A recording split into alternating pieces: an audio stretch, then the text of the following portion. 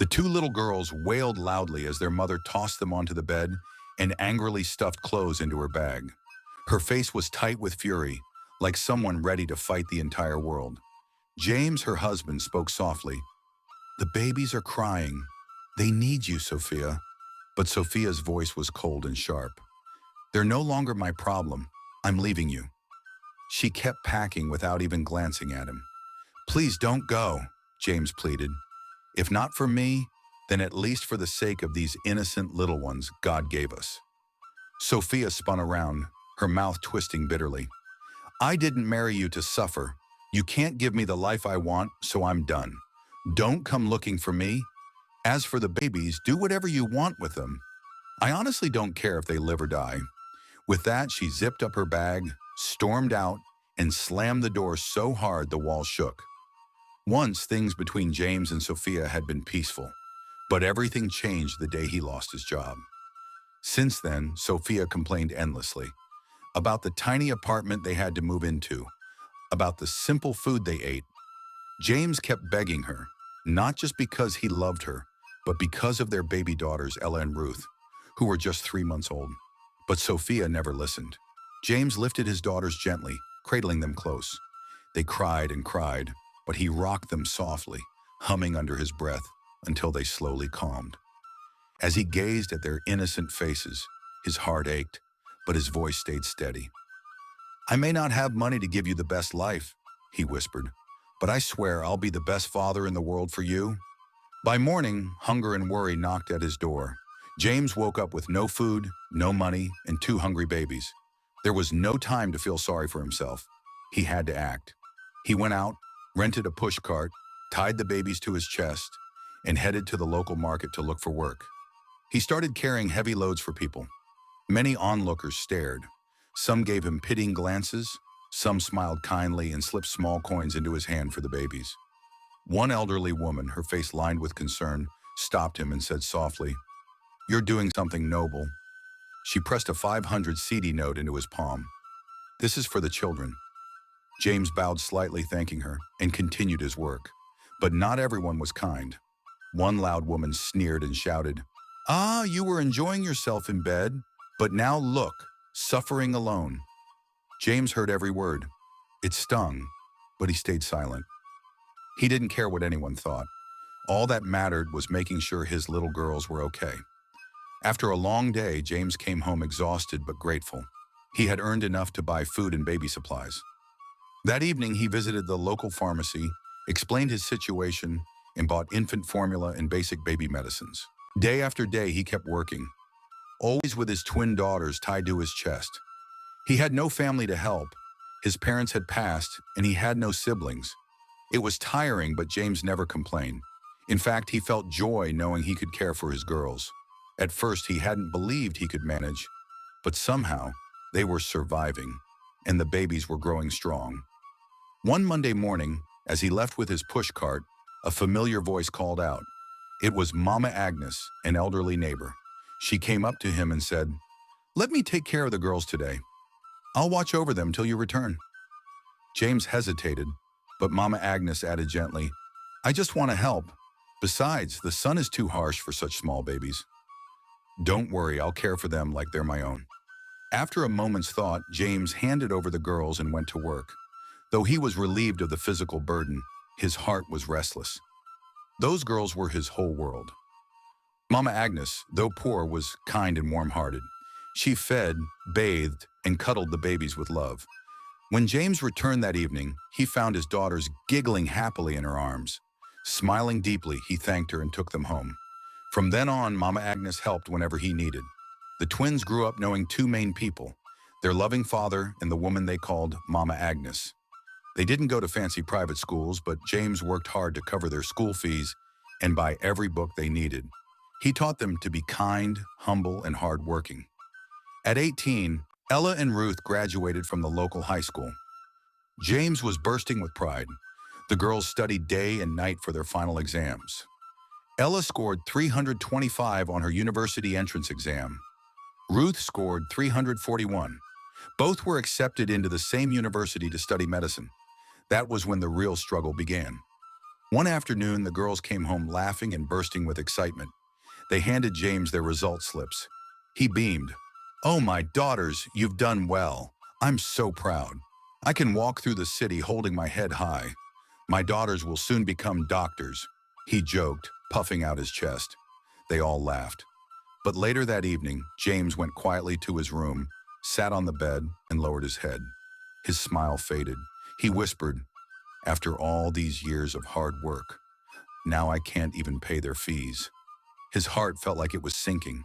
But then he clenched his fists and muttered, "No, I won't let money block their dreams. I'll do whatever it takes." The next morning, James rose early. This time, he didn't take his push cart. He went to the home of Mr. Okafor, a wealthy businessman nearby. Mr. Okafor, still in his dressing gown, eyed him suspiciously. "What brings you here this early?" James knelt. "Please, sir, take me as your house help. I'll wash, cook, clean, do anything you say. Just help me send my daughters to university. I'll work for you like a slave until they graduate." He poured out his heart, explaining how his daughters were his everything. But Mr. Okafor shook his head coldly. "Sending 2 girls to medical school? That's no small matter. I won't do it." James rose quietly and left. He didn't stop. He went from house to house, pleading at 5 more wealthy homes. Each time they said no. Worn out and broken, James returned home. For 2 days, he came back from work silent and heavy-hearted. He didn't know how to tell his daughters that their dreams might die. One evening, he gathered his courage and called them. "My girls," he said softly, "I'm sorry. I failed you. Please forgive me. I wanted to send you to university so badly, but I can't." His voice cracked, and he turned away, swallowing hard. Ruth stood up gently. "Daddy, there's nothing to forgive. We know how much you love us." Ella added, "Even if we don't go to school, we'll always love you." They wrapped their arms around their father and hugged him tight. That night, when the girls were asleep, James knelt beside his bed, weeping softly. "God, please help me. I have nothing, but you have everything. Please, Lord, make a way for my daughters." He wept bitterly, shoulders shaking. In their room, the twins were awake, silently sobbing into their pillows. Days passed quietly, but Ella and Ruth stayed strong. They made a bold decision. They deferred their admission and went out looking for jobs. After many rejections, they found work at a nice, clean cafe. They worked hard, smiling at customers, serving politely, and refusing to let poverty take their dignity. They saved nearly every coin they earned. At night, they would count the money and pray with their father. After about 7 months, the girls saved enough to open their own small cafe. It wasn't fancy, but it was neat, welcoming, and cheerful. They cooked delicious meals, treated customers warmly, and used social media to spread the word. Soon, people started flocking in. Ella and Ruth were finally rising. They kept saving, determined to chase their dream of becoming doctors. But fate had a surprise. One evening after a busy day, Ella was wiping down tables when she spotted a black briefcase under a chair. "Look, Ruth," she said, "someone must have left this behind." Curious, they opened it carefully and froze. Inside were important-looking documents and a thick stack of US dollars. Their eyes widened. "This person must be super rich," Ruth whispered.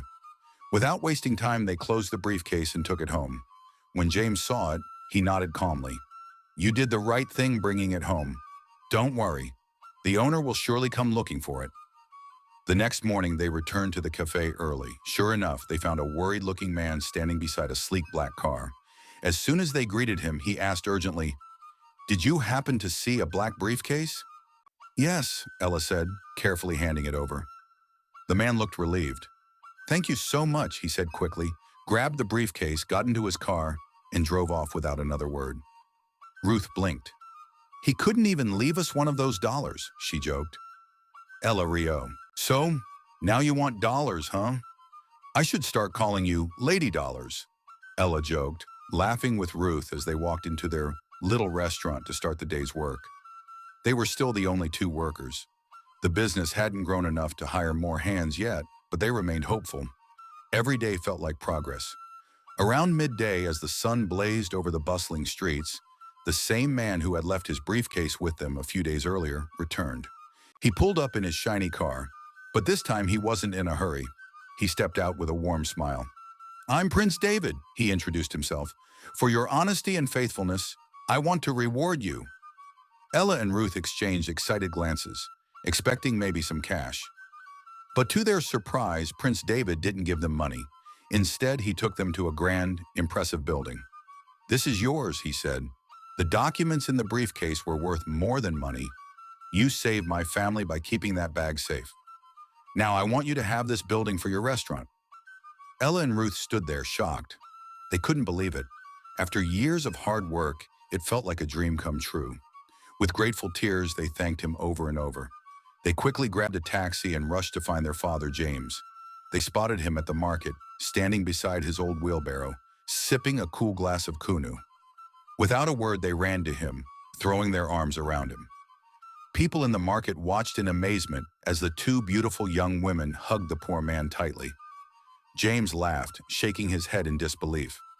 "Sit, sit," he said warmly. "Let me buy you some kunu." As they sat, Ruth burst out, "We have a surprise for you, Daddy." James smiled, curious.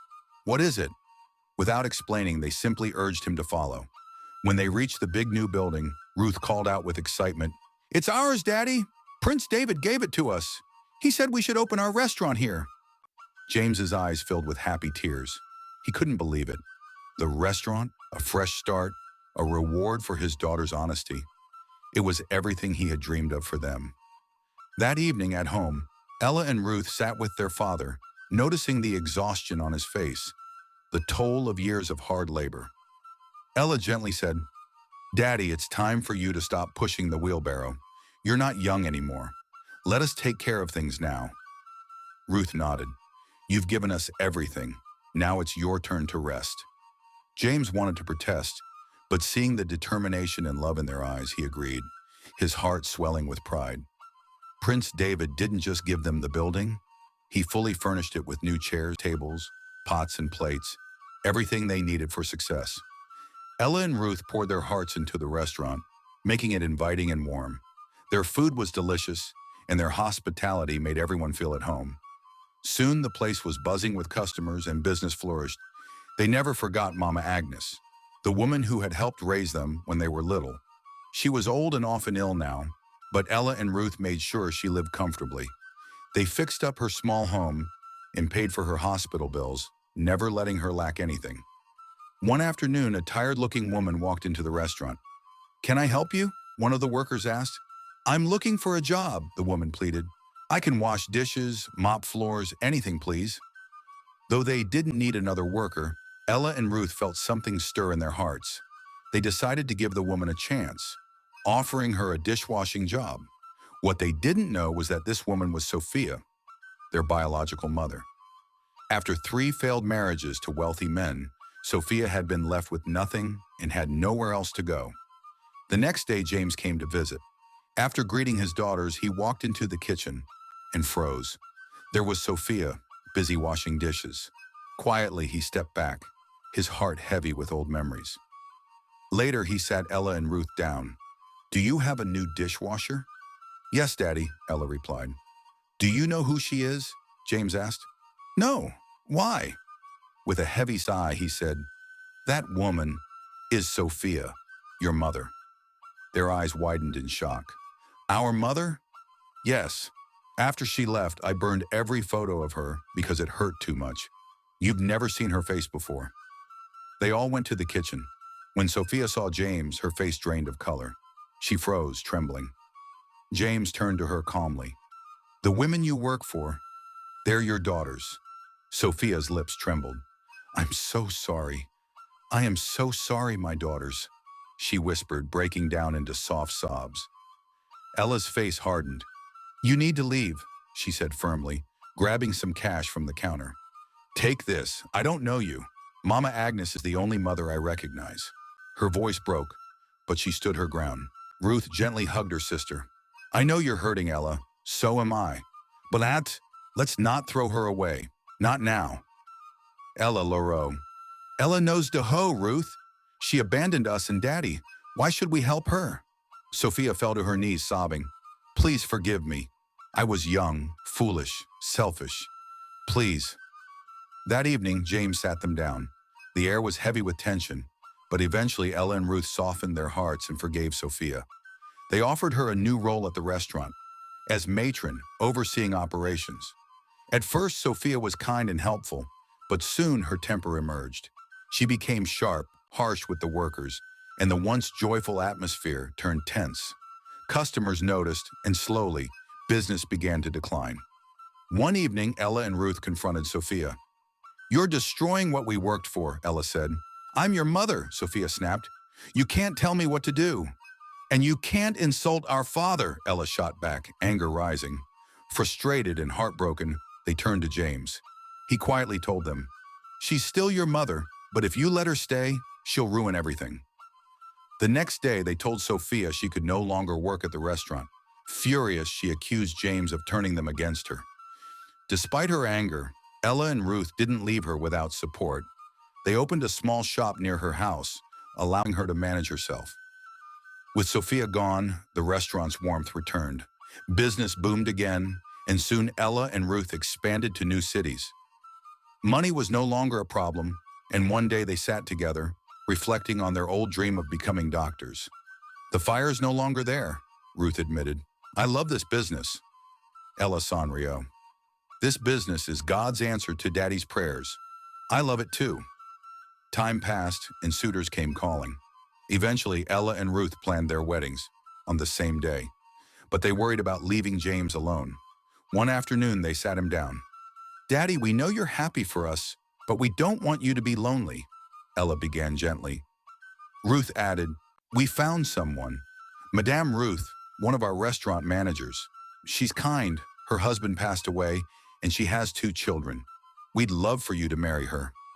James was taken aback but agreed after some thought. On their wedding day, the church was filled with love as James, Ella, and Ruth all got married. Mama Agnes, the woman who had stood by them since childhood, proudly stood as the mother of the day. It was a day of fresh beginnings, not just for the daughters, but for their father too. Thanks for watching, and don't forget to like and subscribe. God bless.